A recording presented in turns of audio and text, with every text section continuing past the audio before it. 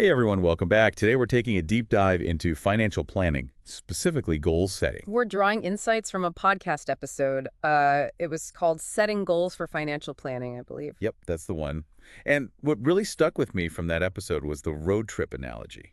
Right. It's such a great way to think about it. Imagine just hopping in your car and driving with no destination in mind. You might end up going in circles, wasting time and gas. Exactly. And that's what happens with our finances when we don't have clear goals. Yeah, we just kind of drift along, not really making any progress toward what we truly want. So how can we set those clear financial destinations? Well, the podcast episode we're referencing breaks financial goals down into three main categories. There's short-term goals. Yeah, those gotta be my favorite. Thinking about what I want to enjoy in the near future keeps me motivated. Exactly. And short-term goals are typically those you want to achieve within 1 to 3 years. So like saving up for a new phone. That's a perfect example. Or maybe a new laptop, a concert ticket, a weekend getaway, anything you want to achieve in the short term. Okay, so what about those midterm goals? Where do those fit in? Midterm goals are those you're looking at in the 3 to 7 year time frame. Okay, getting a bit more serious now. Yeah, you might be thinking about things like building up your emergency fund, maybe saving for a professional development course, or even a down payment on a car. Makes sense.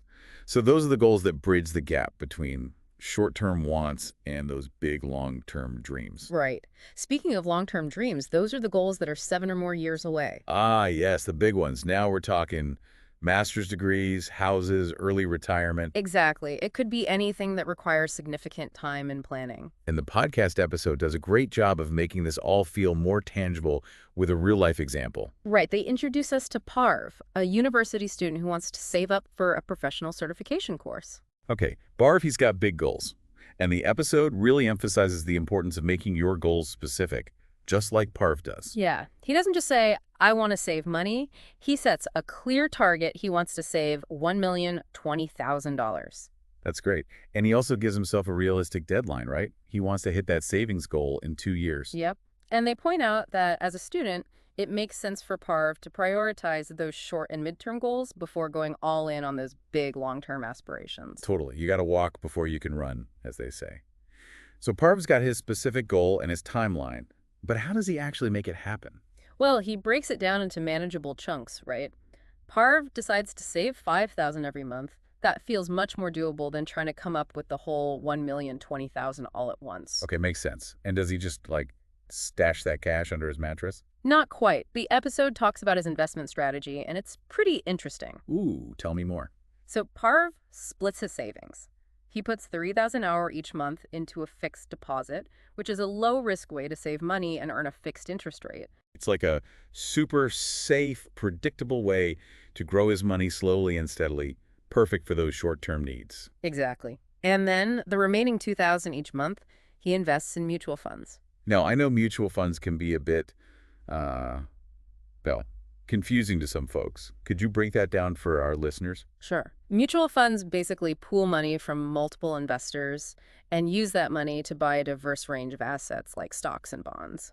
They carry a bit more risk than a fixed deposit. Ah, so there's the potential for higher returns, but also a bit more volatility. Right. But over the long run, mutual funds often outperform other investments, making them a good choice for goals further out on the horizon, like Parv's professional certification. So he's got this great balance between that low-risk fixed deposit and the higher growth potential of mutual funds. Very clever. It's a great illustration of how you don't need to be a Wall Street whiz to make smart investment choices. And speaking of smart choices, the podcast episode also talks about why universities should care about financial literacy among their students. Right. It's about empowering students to make those informed decisions that benefit them in the long run.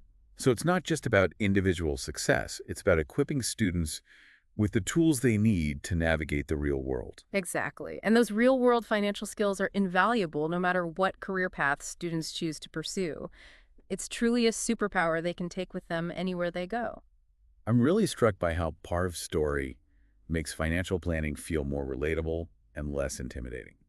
Yeah, he's like the everyday person's guide to smart money management. Exactly. He's not some financial guru. He's just a student who's taking control of his finances. And he's showing us that it's totally doable no matter your income or background. It's about making those small, consistent steps towards your goals. Like his dedication to saving $5,000 every month.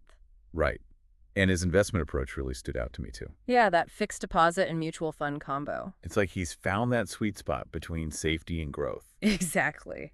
He's protecting some of his money while also giving a portion of it the chance to grow more aggressively. It's a great lesson for all of us, not just students. You don't need to be a stock market expert to make smart investment decisions. It's about finding what works for you and your goals. And starting early, if you can. Yeah. Time is our biggest asset when it comes to investing. Absolutely. That's where the magic of compounding comes in. I've heard it described as earning interest on your interest. Exactly. It's like a snowball effect. The longer you let your investments roll, the bigger they get. This deep dive is really making me want to reassess my own financial plan. I think that's a great idea for all of us. It's never too late to make adjustments or even start from scratch. And remember, financial planning isn't just about the numbers. It's about creating a life you love. It's about aligning your money with your values. And making choices that support your well-being. So it's kind of like a form of self-care, wouldn't you say? Absolutely. Taking care of your finances is a way of taking care of your future self. Okay, I'm inspired. But for our listeners who are just starting their financial journeys, what's one small step they can take today? Well, it can be as simple as creating a budget. Just track your income and expenses for a month to see where your money is going. Yeah, awareness is key. Once you know where your money's going, you can start making those conscious choices, And setting those small, achievable goals. like putting aside a little bit each week for something you really want. Exactly. Even if it's just $5 or $10, it all adds up over time. And you know what helps me stay motivated? Visualizing my goals. Ooh, that's a good one. Like if I'm saving up for a trip, I'll print out a picture of my destination and put it somewhere. I see it every day. I love that. It's like a visual reminder of what you're working toward. Exactly. It helps keep me focused and excited about achieving my goals. So we've covered a lot of ground in this deep dive, from setting SMART goals to exploring different investment strategies, We've learned from Parv's journey. and talked about the importance of financial literacy for students and universities alike. It's been a really inspiring conversation. But before we wrap up, I want to leave our listeners with a final thought. Ooh, I'm intrigued. Imagine for a moment that you have a blank canvas in front of you. A blank canvas like an artist. Exactly. And on this canvas, you can paint any financial future you desire. No limits, just pure possibility. What colors will you choose? What will your financial masterpiece look like? That's such a powerful image. It's about taking ownership of your financial journey and creating a future that aligns with your dreams and values. And remember, you don't have to be a financial expert to get started. Just take that first step, even if it's a small one. Thanks for joining us on this deep dive into financial planning. We hope you feel empowered and excited to start painting your own financial masterpiece. And remember, the journey of 1,000 miles begins with a single step. So what are you waiting for? Get out there and start creating your financial future,